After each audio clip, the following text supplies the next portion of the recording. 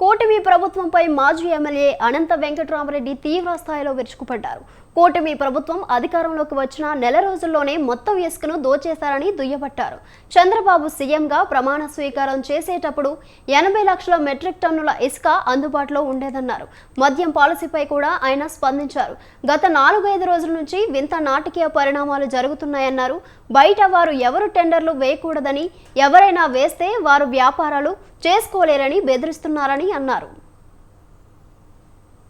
ఒక స్టెప్పుని ఏర్పాటు చేసి ఒక పకడ్బందీగా సీజన్ చార్జెస్ అన్ని కట్టిస్తున్న విధానాన్ని కూడా మార్చి ఉచితంగా, గతంలో మాదిరి ఉచితంగా కూడా పూర్వం మాదిరి ఇసుక కూడా తీసుకొని వస్తామని, అలాగే ఎక్కడా ఏ రాష్ట్రంలో ఏ రాజకీయ పార్టీ చెప్పని విధంగా మద్యపాన నిషేధాన్ని మేము అమలు పరుస్తామని చెప్తా ఉంటే అన్ని రాజకీయ పార్టీలు ఒక నాణ్యమైన తక్కువ ధరకే అందిస్తామని చెప్పేసి ఆయా హామీలు కూడా ఇవ్వడం జరిగింది.